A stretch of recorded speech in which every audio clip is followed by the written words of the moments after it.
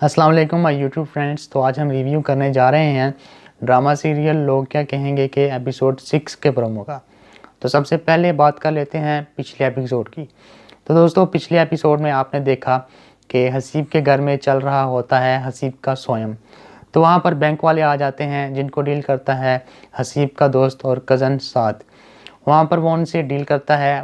Bank वाले आकर कहते हैं कि हमने हसीब साहब से बहुत कोशिश की कि उनके फ़ोन पर रब्ता किया जाए और उनसे रब्ता ना हो सका।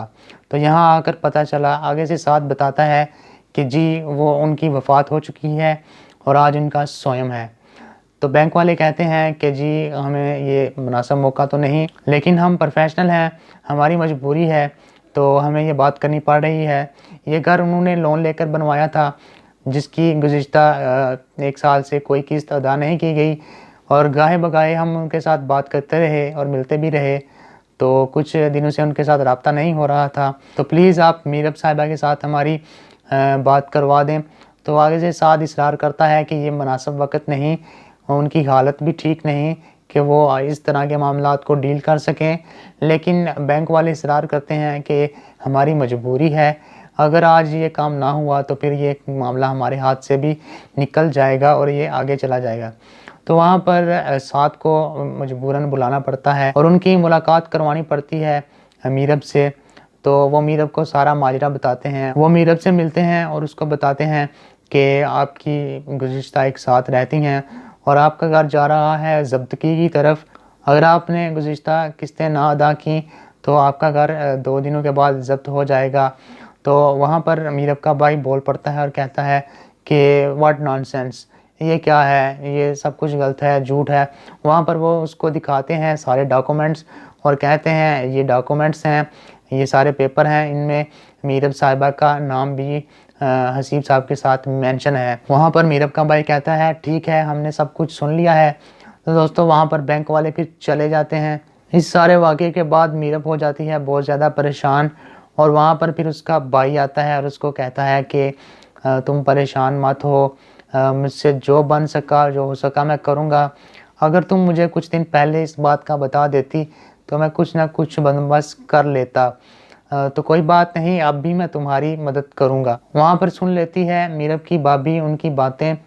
तो जब घर में ये सब डिस्कस हो रहा होता है कि अब कैसे जो किस्तें हैं वो पूरी करेंगे या क्या करेंगे, तो सब बैठे होते हैं वहाँ पर। तो मीरब की सास शुरू हो जाती है बातें करने और कहती है इसी ने ही मेरे बेटे को मारा है। दूसरी जानब से बोल पड़ता है मीरब का भाई और वो कहता है कि ये सब कुछ हसीब की बुज़दिली की वजह से हुआ, हसीब कमज़ोर था, हसीब में गलतियाँ थी। तो वहाँ पर सुन लेती है आकर दानिया सारी बातें। और दानिया, जैसा कि मैंने अपनी पिछली वीडियो में भी बताया था कि दानिया यहाँ पर खुदकुशी की कोशिश करेगी, तो ऐसा ही कुछ सीन इस एपिसोड में देखने को मिला। मैं अपनी पिछली वीडियो एंड पर दे दूँगा, एंड स्क्रीन में आप देख सकते हैं वहाँ पर। तो दोस्तों, वहाँ पर वो सारी बातें सुन लेती है दानिया। तो दानिया आकर बोल पड़ती है और कहती है ना तो मेरे बाबा कमज़ोर थे, ना बुज़दिल थे और ना ही मेरी वालिदा की वजह से उन्होंने खुदकुशी की। तो दोस्तों, वहाँ पर ये सब कहकर वो अपने चले जाती है कमरे में और कर लेती है दरवाज़ा बंद और करती है सुसाइड की कोशिश। वहाँ पर फिर सारे उसको बचाने के लिए जाते हैं और साद बाहर से जाता है खिड़की की तरफ और खिड़की से वो उसको जाकर बचा लेता है। फिर सारे घर वाले उसको पाते हैं बेहोशी की हालत में और फिर डॉक्टर साहब आते हैं, उसका मुआयना वगैरह होता है। साद वहाँ पर ऑफ़र करता है मीरब को कि अपने बच्चों को लो और हमारे घर चलो। यहाँ पर ये वो सारा माहौल जो है उनको फिर पुरानी याद आएगी उनके बाबा की और वो सारा सीन इनको करेगा बार बार परेशान। तो उनका दिल कुछ बहलाते हैं। यहाँ पर साद ने बहुत अच्छी कोशिश की और वो मतलब उनके बच्चों का और उनका ज़हन थोड़ा सा चेंज करना चाहता है, उनकी आबो-हवा चेंज करना चाहता है और उनको जो है वो ज़िंदगी की तरफ वापस लाना चाहता है और ये साद की बहुत ही अच्छी कोशिश है। तो दोस्तों, वो चले जाते हैं फिर साद के घर और बच्चों और साद के बच्चे जो हैं वहाँ पर वो मीरब के बच्चों का बहुत साथ देते हैं और उनको अपने साथ खेलने के लिए ले जाते हैं और ऑफ़र वगैरह कराते हैं।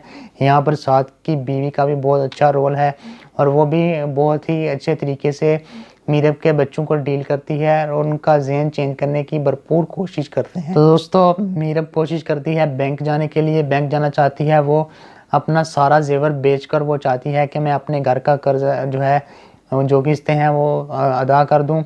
तो वहाँ पर उसकी सास जो मना कर देती है, कहती है कि मतलब नहीं जाने दूंगी तुम्हें, तुम ऐसे घूम नहीं सकती, अपनी इद्दत पूरी करो। तो दोस्तों वहाँ पर फिर साथ भी मना कर देता है, कहता है कि तुम अपना जेवर इस काम के लिए नहीं बेच सकती, इस जेवर को किसी और काम में लगाना। तो दोस्तों अब चलते हैं एपिसोड 6 के प्रोमो की तरफ।